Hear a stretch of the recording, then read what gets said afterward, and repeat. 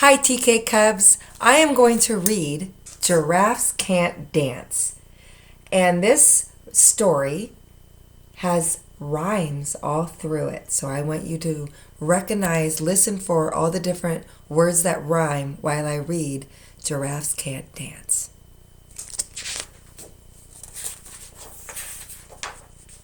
Giraffes Can't Dance by Giles Andre, illustrated by Guy Parker Rees.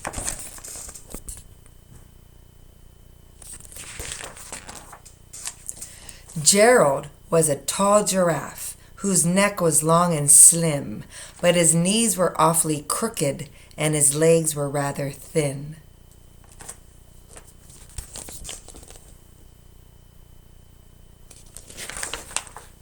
He was very good at standing still and munching shoots of trees, but when he tried to run around, he buckled at the knees. He's so tall.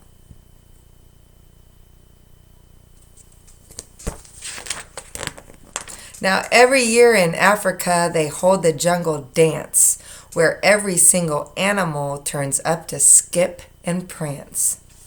And this year, when the day arrived, poor Gerald felt so sad, because when it came to dancing, he was really very bad. Oh, that's sad. The warthog started waltzing, and the rhinos rocked and rolled. The lions danced a tango that was elegant and bold.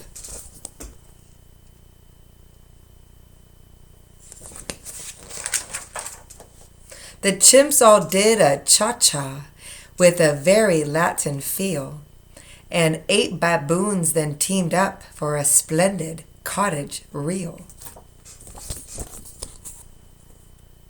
They're having lots of fun. Gerald swallowed bravely as he walked toward the floor, but the lions saw him coming, and they soon began to roar. "Hey, look at clumsy Gerald," the animals all sneered. "Giraffes can't dance, you silly fool. Oh, Gerald, you're so weird." That's not nice. Name calling.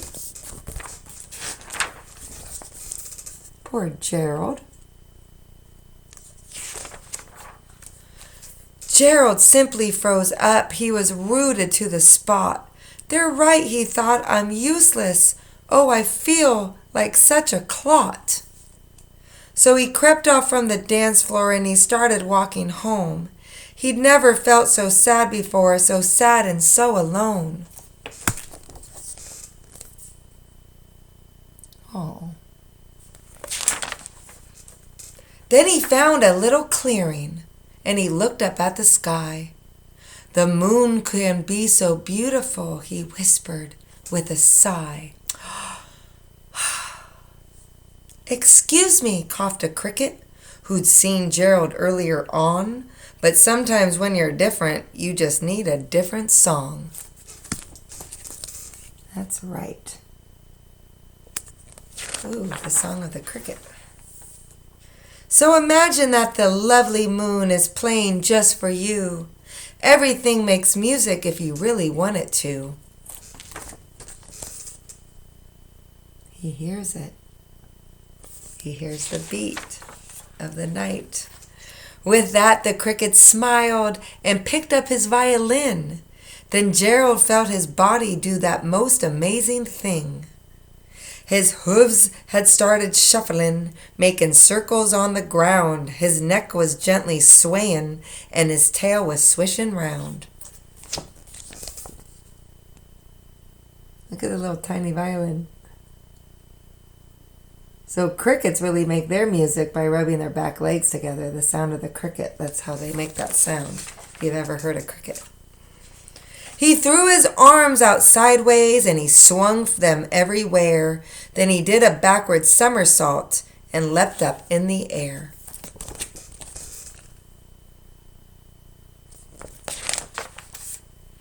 Gerald felt so wonderful, his mouth was open wide.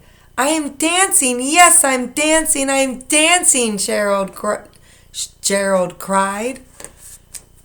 Yay, he's doing it. See, he can dance.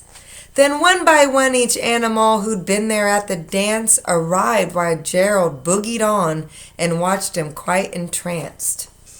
They shouted, "It's a miracle! We must be in a dream! Gerald's the best dancer that we've ever seen." Because he didn't give up. Even though he was called names and was embarrassed, he still danced. And now he's a dancer. How did you learn to dance like that? Please, Gerald, tell us how. But Gerald simply twirled around and finished with a bow.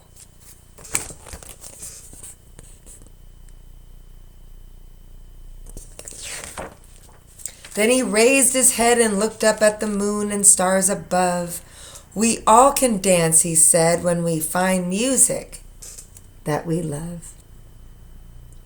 The end. All right. Have a good day, good night, happy learning, and I will see you next time. You hear that? That's my cat. Come here. You want to meet my cat? Come here. Come here, Brock. You hear him? Come here. Hi. Are you hungry? This is his dinner time. I need to feed him. There's my kitty cat. This is Brock, you guys. This is my little cub, my little lion. Hi.